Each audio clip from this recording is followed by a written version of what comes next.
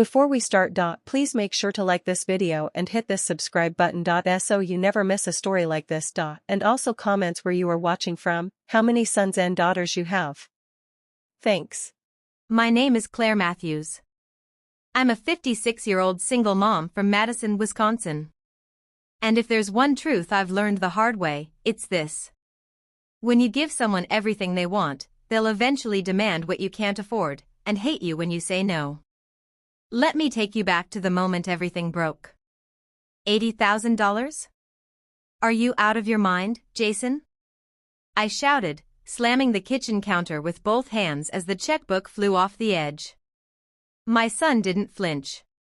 He just stood there, arms crossed, designer sunglasses still on his head, like I was the crazy one. "It's my wedding, Mom," he snapped. "You want your only son to have a cheap wedding? What will Madison's family think of us?" I was shaking. Not from fear. From the kind of rage you can only feel when the child you raised with blood, sweat, and sacrifice suddenly looks at you like a wallet that ran dry. "You think I've got 80 grand lying around? Jason, I'm still paying off the house." "Well, maybe you should have planned better." He said it so casually, like he was giving me life advice, like the years I worked double shifts while he slept under warm blankets meant nothing. "You ungrateful little," I caught myself. I never cursed at my son. Not once. Not even when his father walked out on us when Jason was 10, leaving us with nothing but a beat-up sedan and a single checking account with $114 in it. But that day, I wanted to scream. Because this wasn't just a wedding budget. It was a betrayal. "Madison deserves a luxury wedding, Mom," Jason went on. "She's a lawyer's daughter. They already booked a string quartet and gold-trimmed invitations.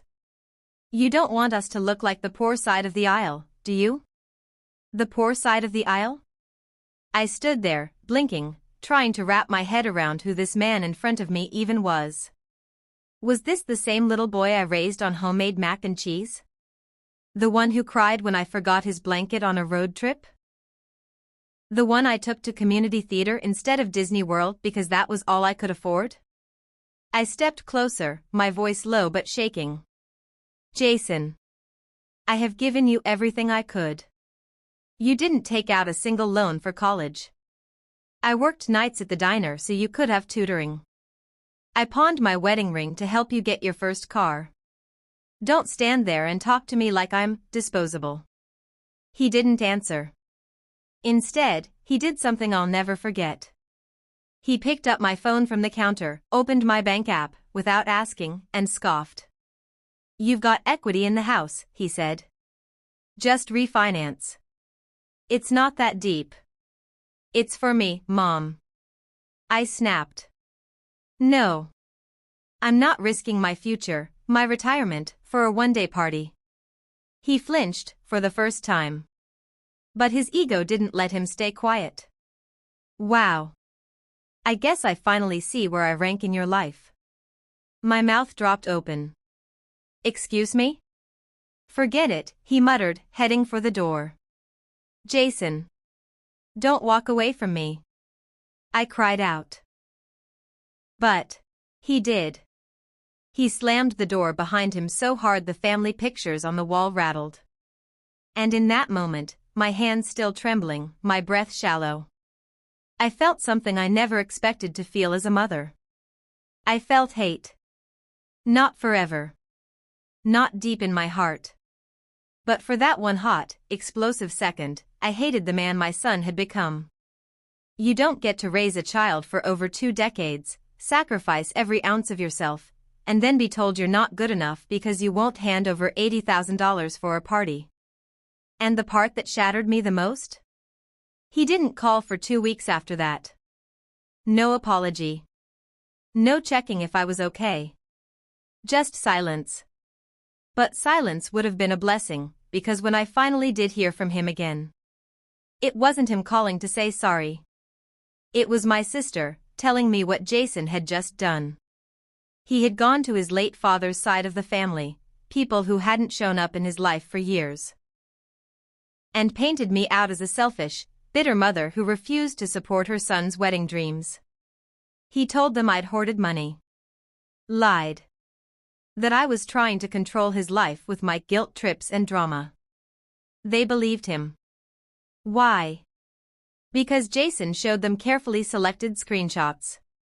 Old texts where I talked about saving for retirement. He twisted them into evidence that I could have helped, but chose not to. I was stunned. My own flesh and blood, rewriting history. Turning family against me.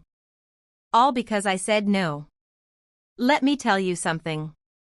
Sometimes, the greatest heartbreak doesn't come from a breakup or a betrayal by a stranger.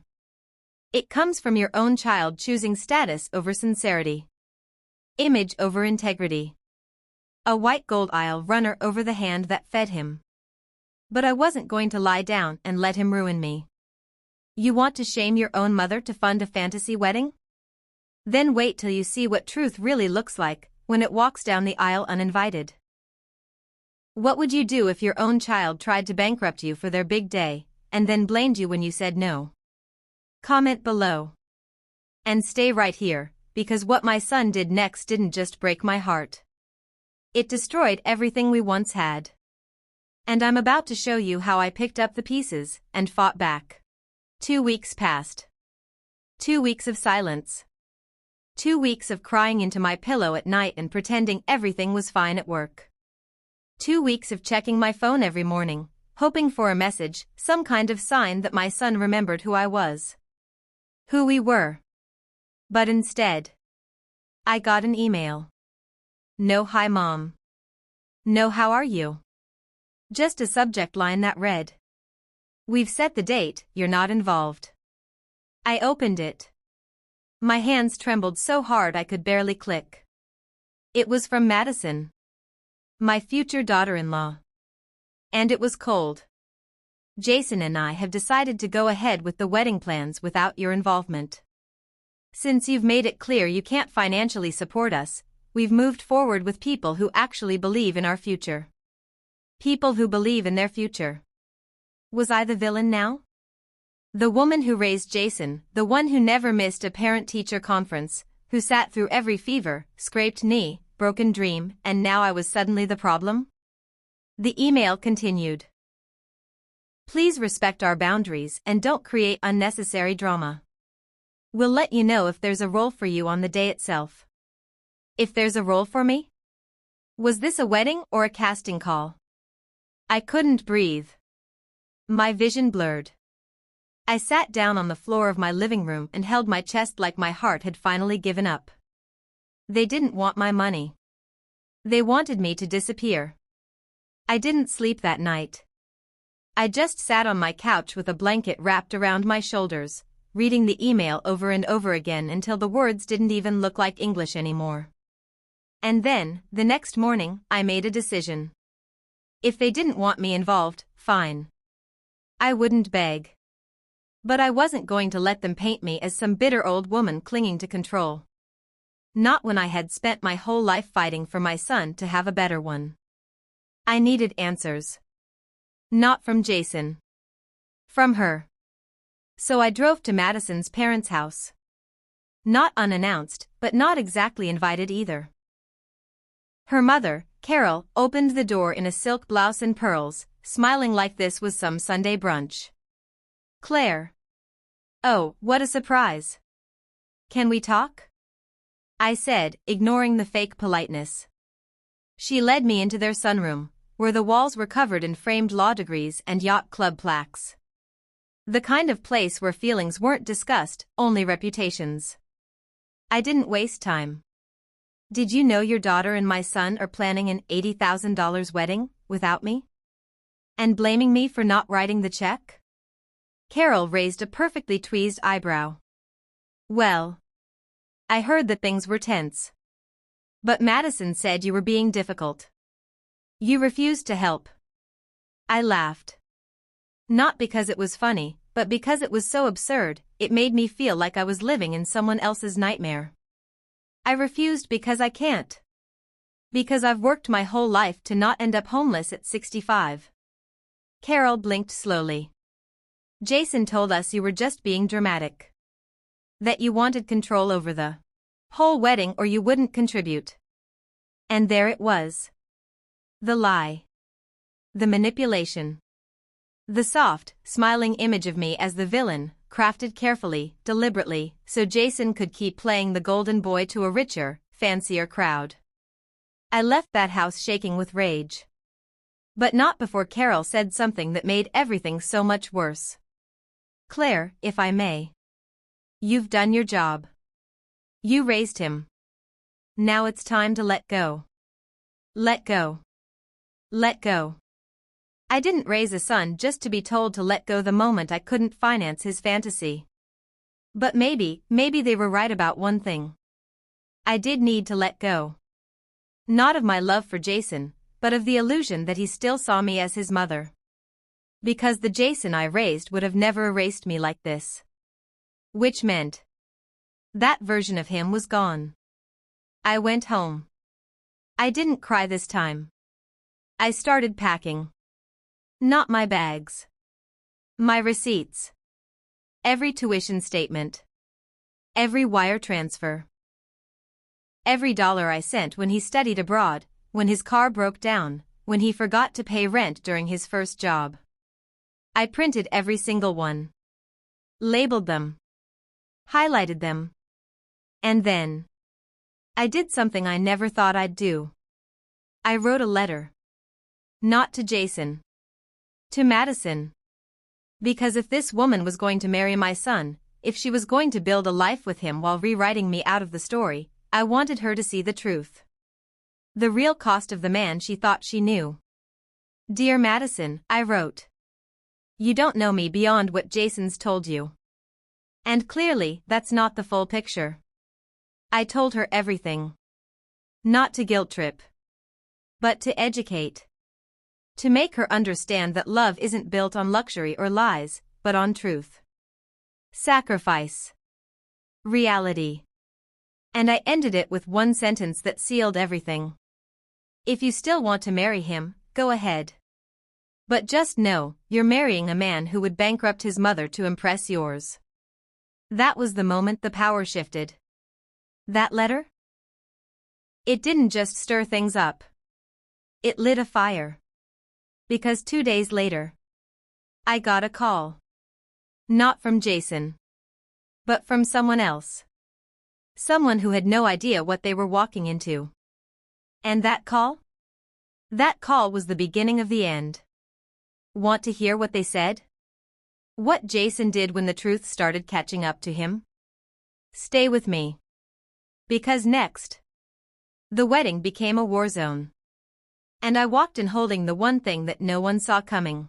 2 days later, my phone finally rang. But it wasn't Jason. It was Greg, Madison's uncle. A man I'd only met once, briefly, at their engagement dinner. He had this calm, lawyerly tone like everything he said had been run through a legal filter. Hi Claire. I hope I'm not catching you at a bad time. Bad time? There hadn't been a good time in weeks. I'm calling because I got your letter. Madison forwarded it to me. I froze. She forwarded it? Yes. And Claire. He paused. I could tell he wasn't just stalling. He was processing. I had no idea. That's when I knew something had shifted. Not just a small, awkward ripple. A seismic crack was forming, and the truth was starting to bleed through. Jason's been telling us a very different story, Greg continued carefully. He said you were wealthy. Controlling. Manipulative. I honestly thought you'd cut him off to punish him. I could have laughed. Or screamed. But I just whispered, no. I cut him off to protect myself. Greg sighed. Well, there's been some tension over here. Madison's asking a lot of questions now. I'm sure she is, I said quietly. Look, he went on, I'm not calling to take sides. But if you were planning to attend the wedding.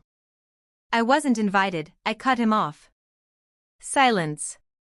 Ah, he said. Well, that's going to change. The next day, I got another email. This one was from Jason. And this one was venom. How dare you write to Madison's family behind my back? You've embarrassed me. You're trying to ruin my life. Do not come to the wedding. If you show up, security will escort you out.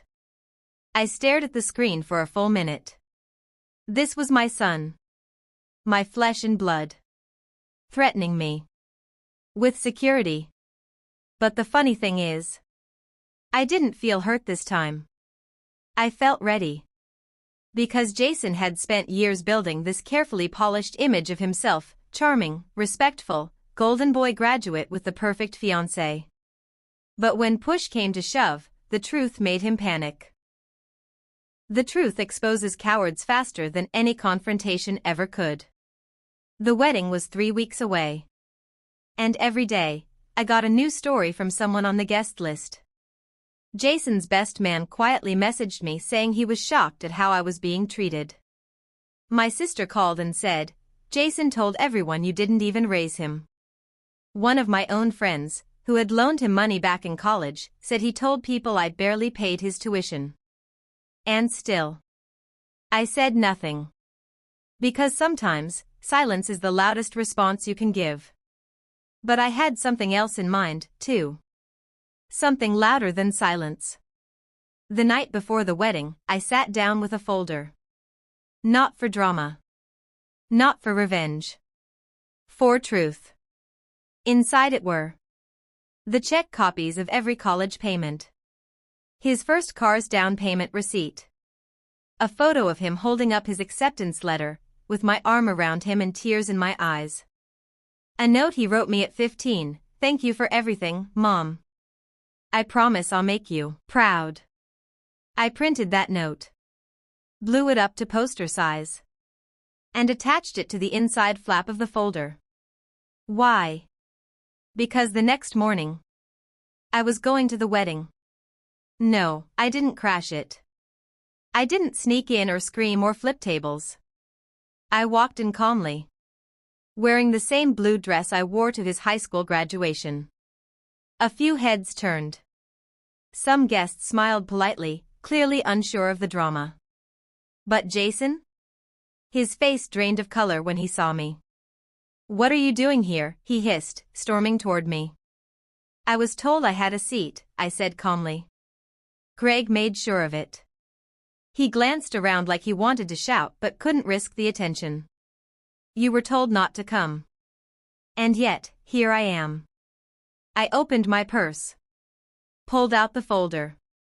Don't worry, I said. I'm not here to ruin your big day. I handed it to him. I'm here to give you your real wedding gift. He looked confused. Hesitant. But he took the folder. Opened it. Saw the documents. The photos. The note. And for one breathless moment, he paused. Like maybe he remembered. Maybe, for one flicker of a second, he felt something. But then he closed it. Handed it back. And said, I don't need your guilt wrapped in a gift bag, Mom. That was it. That was the moment the last piece of my heart gave up trying to fix what he had already thrown away. But karma? Karma doesn't wait for permission. Because someone else had seen that folder. Madison. She'd been watching from a few feet away, silent, unreadable. And as I walked away from my son, she followed me. Claire, she called softly. I turned. She looked pale. Her lipstick was smudged. Her hands were shaking. Can I ask you something? I nodded. She whispered. Did Jason really lie about all that? I looked her in the eyes and said. He didn't lie. He rewrote history. There's a difference. And then I left. Because sometimes, the most powerful thing you can do is walk away with nothing but the truth in your hands. But the story wasn't over. Because what Madison did next? Let's just say. The bride didn't walk down the aisle the way everyone expected. Want to know what happened during the ceremony? Because when she took the mic, she didn't give vows. She gave a verdict.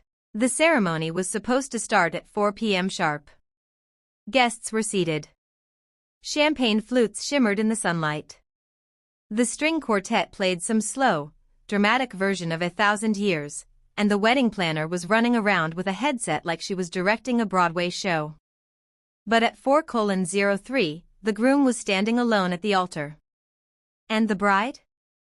Nowhere to be seen. Whispers started. You could feel the tension brewing like a storm in silk and high heels. I was still in the back corner, silent, invisible, just like Jason probably wanted it. Until I heard Madison's voice echo across the courtyard. She wasn't walking down the aisle. She was walking toward the microphone. No music. No flowers. No grand entrance. Just a bride in white, with trembling fingers and fire in her eyes. Jason looked confused. Nervous. He tried to say something, but she held up one hand. And the guests? Dead silent. You could hear champagne bubbles popping. And then she spoke. I was supposed to walk down this aisle and marry the love of my life today, she said, her voice steady at first. But before I can promise myself to anyone, I think there's something all of you need to hear. Jason's face twisted. Madison, don't. She ignored him. 3 weeks ago, I got a letter from someone who should have been here as a guest, not a ghost. Someone who raised the man standing next to me, but was nearly erased from the story of his life. She turned toward the crowd. His mother. Every head turned toward me. I froze. I hadn't planned this. I didn't want this. I had given her that letter because I thought she deserved to know the truth, not to cause a scene.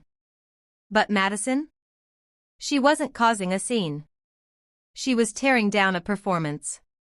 Jason told me his mother abandoned him emotionally and financially. That she had the means to help us and chose not to. He painted a version of her that didn't match the woman I eventually met.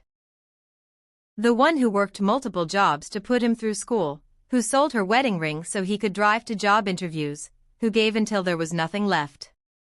Jason was now red in the face, stepping forward, whispering harshly, "What are you doing? Are you seriously doing this now?" But she kept talking. Louder now. Clearer. He lied to me. And he lied to all of you. And maybe I could have ignored it, maybe I could have just looked the other way if it was about money. But if a man can rewrite the story of his own mother, what kind of father would he be? What kind of husband? Gasps. Shifting chairs. Some people looked horrified. Others nodded slowly, connecting dots. I couldn't move. I felt paralyzed, like I was inside someone else's dream. Or nightmare. Or miracle. So no, Madison continued, looking directly at Jason now. I will not be walking down that aisle today. Not to marry you. Jason's mouth dropped open. He looked around, desperate for someone to save him. But the crowd was already leaning away from him. You threw away the one woman who would have stood by you no matter what, Madison whispered. And I won't be the next one you discard. And with that, she took off her veil. Dropped it on the ground. And walked off the altar like a queen exiting a burning palace. The guests didn't know what to do. Some clapped. Some gasped. Some just sat there in stunned silence. Jason? He stood frozen. Defeated. Alone. The golden boy image shattered into 1,000 jagged pieces. And everyone saw what was left underneath. I didn't stay to watch what happened next. I stood up quietly. Held my purse. And walked away, while the world behind me fell apart. But before I reached the gates, someone grabbed my wrist. Madison. still in her dress. Tear-streaked face. Bare shoulders in the wind. "Thank you," she said softly. "For showing me who he really was." I shook my head. "I didn't want to ruin your wedding." She gave a bitter smile. "You didn't. You saved my life." That night, I sat alone in my kitchen. The same kitchen where Jason once did homework. Where he told me he'd gotten into college. Where I had screamed just weeks ago over that cursed number, $80,000. I didn't feel triumphant. Or vindicated. Or even angry. I just felt free. For the first time in years, I didn't have to fight to prove what kind of mother I was. The truth had spoken for itself. But Jason? Jason didn't call. Not that night. Not the next. But a week later, I got a letter in the mail. No return address. Just a card. No envelope. No apology. One line, written in his handwriting. "You didn't have to destroy me to prove a point." I stared at it for a long time. And then I tore it in half. Because I didn't destroy him. He destroyed himself when he chose ego over love, lies over loyalty, and pride over his own mother. Never underestimate the power of the quiet ones. The ones who sacrifice. Who stay silent. Who endure. Because one day, they stop begging to be heard. And let the truth do all the talking. Would you have shown up to the wedding? Was the mother wrong to expose her son, or did he deserve it? Let me know in the comments. Because if blood makes you family, then loyalty is what keeps you there. A month has passed since the wedding that never was. The headlines have faded. The whispered gossip at grocery stores has died down. And my life has quietly returned to its own rhythm. But something fundamental has changed. Every morning, I wake up without the weight of a lie on my shoulders. No more lingering guilt that maybe I should have done more. No more shame over being labeled a villain. Because now, I know the truth stands on its own. Life has a way of surprising you when you least expect it. Last week, I found an envelope tucked under my door. No name, no stamp, just my handwriting on the flap. Inside was a photograph. Not of me and Jason. Not of any celebration. Just an image of my mother, my own mother, smiling wide, holding me as a toddler. On the back, she'd written, "You've always been my pride and my joy. Never forget how loved you are." Tears filled my eyes. I sat at my kitchen table, staring at that photo, realizing that love isn't measured in dollars.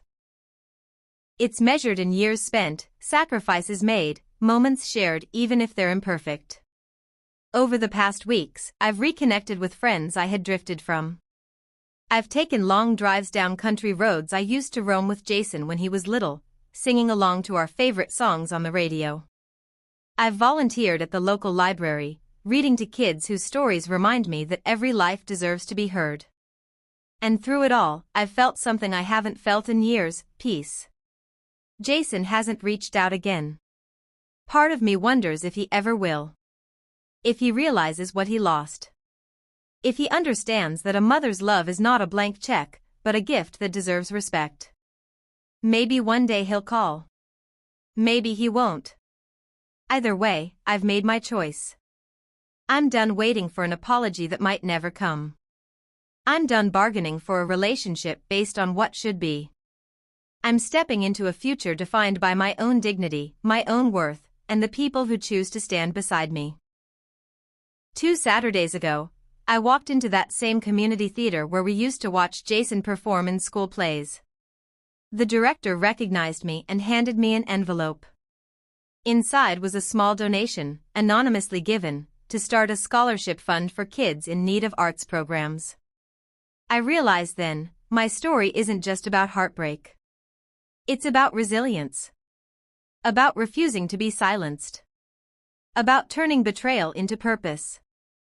I've decided to name it the Claire Matthews Memorial Scholarship, not because I'm gone, but because I'm starting a new chapter, one where I lift others up the way I once lifted my son. So here's what I want you to remember.